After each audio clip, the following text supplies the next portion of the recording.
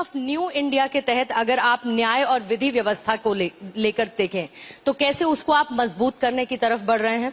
यहाँ जिक्र हो रहा है कि सरकार के 2 साल क्योंकि पूरे होने वाले हैं, तो इन 2 सालों में जब सरकार बदली, नए नए चेहरे आए, एक नई लीडरशिप आई, तो किस तरीके के बदलाव आप लेकर आए जो कि पहले की सरकारों में नहीं थे? सबसे पहले तो मैं आपका और विशेष रूप से अतिल साहब का धन्यवाद करूंगा कि जब कभी भी विजन देखना हो, जब कभी भी आने वाली एटमॉस्फेयर को समझना हो, political atmosphere, nothing more than politics, और हम लोगों का कभी लगता है क्या होने वाला है, तो हम आपके ये विजन इंडिया जो आपने दिया है, लंबे समय से सबके साथ काम करने का, देखने का, मिलने का, चाहे वो प्रवासियों का कार्यक्रम बेंगलोर में मिलने का हो, चाहे हैदराबाद में मिलने का हो, ये एक न्यू विजन के साथ चलता है। और आज का आपका जो फोरकास्ट हो रहा है, आपने जो विजन न्यू इंडिया का दिया, ये रियलिटी में जरूरत है इस समय की। क्योंकि आपने मेरे विभाग से संबंधित प्रश्न किया है, अंग्रेजों के समय के हमारे कानून थे, उसमें चूंकि अंग्रेजों के कानून भारतीयों के लिए थे, अंग्रेजों के लिए नहीं थे, और वो विश्वास करते सजा देने में, सजा देंगे, दंड देंगे, पनिशमेंट देंगे तो वो मान जाएंगे, डर से मान जाएंगे। अब हिंदुस्तान में नरेंद्र मोदी जी की सरकार है, हमारा भारतीय विजन क्या है, हमारा कल्चर क्या है, हम किस तरह के थॉट से आए, महाभारत काल से, रामायण काल से, हमारा गौरव क्या रहा है, तो आदरणीय नरेंद्र मोदी जी ने नए कानून बनाए तीनों ही, और उसमें दंड और सजा के प्रावधान के स्थान पर न्याय रखा। हम न्याय करेंगे और न्याय को प्राथमिकता देता है, तो हर व्यक्ति चाहे किसी पार्टी का है उसमें केस में, या चाहे वो आरोपित है, मुलजिम है, एक्यूज्ड है, कल्प्रिट है, उसको भी मिलता है कि मुझे न्याय मिल गया, तो वो फ्यूचर में कोई ऑफेंस कमिट करने का प्रयास नहीं करता है।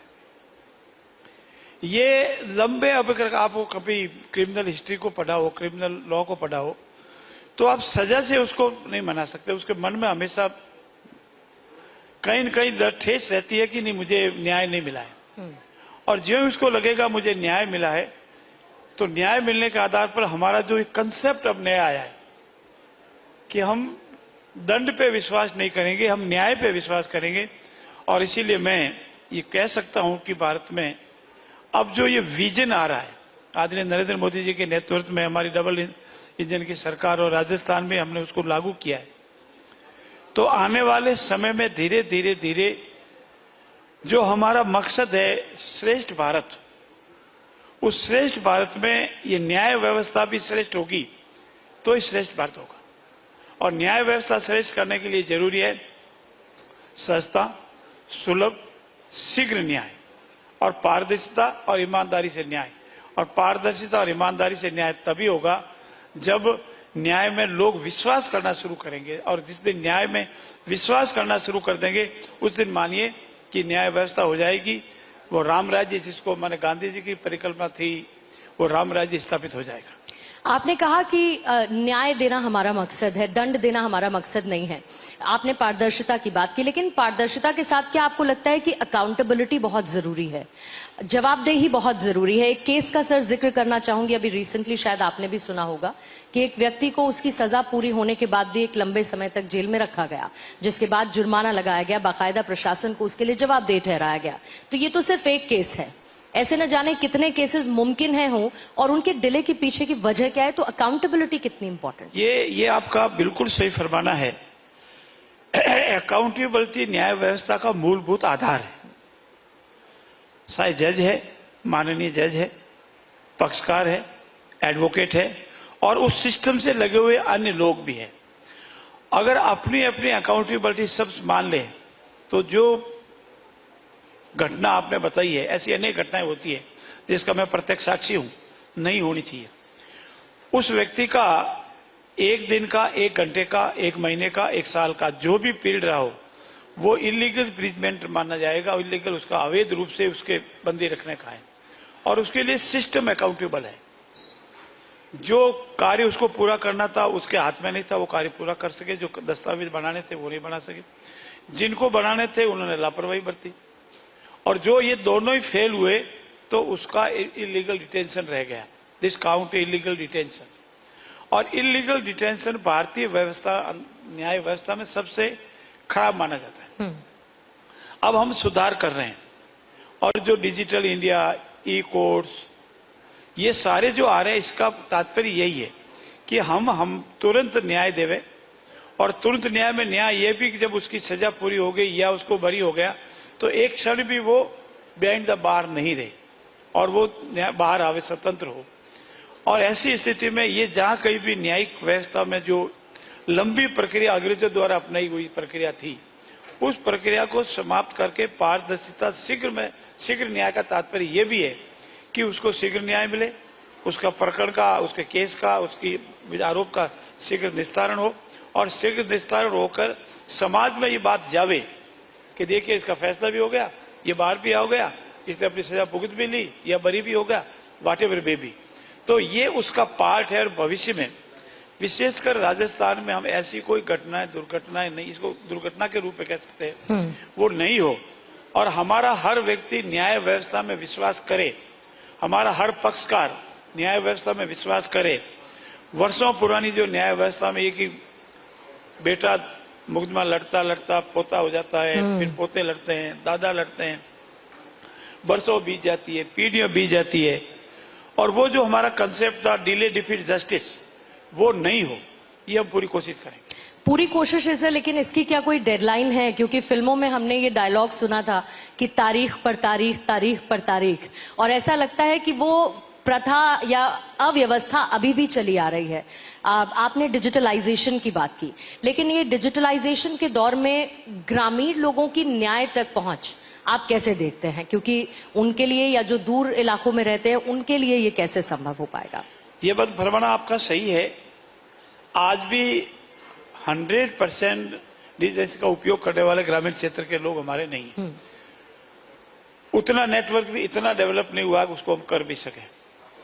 इतना हमारे समाज का वो वर्ग इतना पढ़ा लिखा भी नहीं, उसका पूरा उपयोग कर सके। इसको ध्यान में रखते हुए हमने ग्रामीण न्यायालय, लोक अदालत, आपसी समझाइश, इन सब का कंसेप्ट भी साथ लिया है।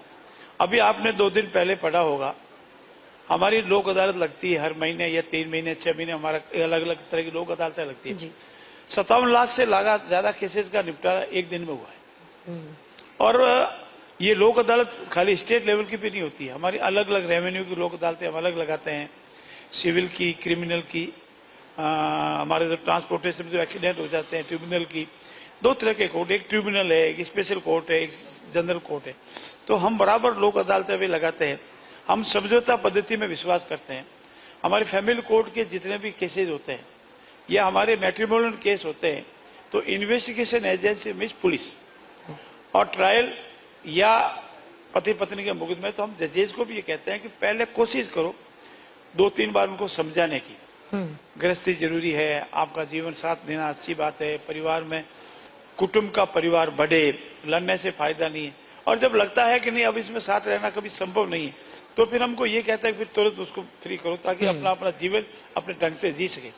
इसीलिए ग्रामीण क्षेत्र में न्याय जल्दी मिले, सुलभ मिले, सस्ता मिले, उसको विश्वास हो, इससे ग्रामीण न्यायालय, लोक अदालत और अन्य तरह की हमारी एजेंसियां काम करती है, वो धीरे धीरे करके उसको कम से कम लिटिगेशन हो, अगर हो गया है तो शीघ्र निस्तारण हो, इसमें विश्वास करते हैं, इसको करेंगे। लेकिन प्रधानमंत्री ने हमेशा जब भी मंच से जिक्र किया 4 जातियों में, तो एक महिलाओं का जिक्र किया। महिलाओं की बेहतरी के लिए केंद्र सरकार की तरफ से बहुत सारी योजनाएं चलाई गई, लेकिन लीगल सिस्टम में महिलाओं के लिए ईज यानी आसानी, और दूसरी तरफ दिव्यांग जनों को लेकर, डिसेबल जिनको आज हम स्पेशली एबल्ड कहते हैं, उनके लिए लीगल सिस्टम में आपने कितनी आसानी बनाई है कि उनके लिए सुविधाजनक चीजें हो सके और उन्हें कोई समस्या ना? ये हमारे समाज का एक हिस्सा है, और जहां जहां मातृशक्ति की पूजा होती है, मातृशक्ति को महत्व मिलता है, वो देश, प्रदेश और परिवार हमेशा आगे बढ़ता है। उसी समाज का हिस्सा है हमारा विकलांग भाई बहन।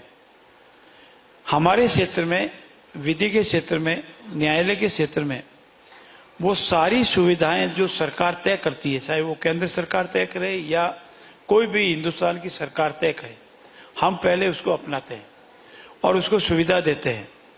वर्तमान में हमारे यहाँ लिटिगेशन में जैसे पारिवारिक मामले हुए तो हमने पारिवारिक न्यायालय अलग खोले। ग्रामीण क्षेत्र की जो मेरी महिलाएं हैं, बहनें हैं, माताएं बहनें हैं, उनको प्राथमिकता देने के लिए हमने ग्रामीण न्यायालय खोले। उनको प्राथमिकता देने के लिए कोर्ट फीस और स्टाम्प ड्यूटी में हमने रियायत दी, यहाँ तक कि कहीं कहीं निःशुल्क भी कर दिया। अगर हमारी बहन कोई लिटिगेंट है, आइदर पक्षकार है और उसका है, तो उसको प्रेफरेंस दें। और अगर हमारा एक्यूज्ड है कहीं, हमारी बहन खुदा न खास्ता कभी एक्यूज्ड हो गई, उसको जो सब कुछ सुविधाएं मिलनी है, अगर उसकी विटनेस है, उस विटनेस को हम अलग से, जिसको हम हमारा अलग भाषा में बोलते हैं, वो और पब्लिक के सामने स्टेटमेंट नहीं दे, संकोच नहीं करे, वो सारी सुविधाएं हम देते हैं ताकि उनको वो सब प्राइवेसी मिले उस स्टेटमेंट के दौरान। वो पब्लिक में नहीं कह सकती, उसको थोड़ा वाजिब, ना हम सुनना अच्छा पसंद करते हैं, ना वो देना भी ठीक करती है। पुराने सेक्ट में 376 वगैरह वगैरह, रेप वगैरह। और हमारे इसके लिए सबसे बड़ा एविडेंस एक्ट में चेंज किया, सॉलिटरी स्टेटमेंट जिसको हम कहते हैं। अगर हमारी बहन कह देती है मेरे साथ ये घटना हुई, हम उसको प्राथमिक रूप से सही मान लेते हैं और सपोर्टिंग एविडेंस की कम से कम आवश्यकता रखते हैं। तो ये सब कुछ इसीलिए किया है कि इस वर्ग को भी मन में ये आत्मसंतुष्टि हो कि हमारी सुनी जा रही है, हमारा बराबर मान और सम्मान किया जा रहा है और हमको भी न्याय मिल रहा है। हमारा मेन उद्देश्य है हर वर्ग को न्याय देना और न्याय देने का पूरा प्रयास कर रहे हैं। बहुत बहुत शुक्रिया आपका जुगाराम पटेल जी, आप इस मंच पर आए और अपने विभाग से जुड़ी हुई तमाम ब्यौरे और बातें आपने रखी। एक बार फिर से जोरदार तालियां इस सत्र के बाद। बहुत बहुत शुक्रिया आपका एक बार फिर से सर।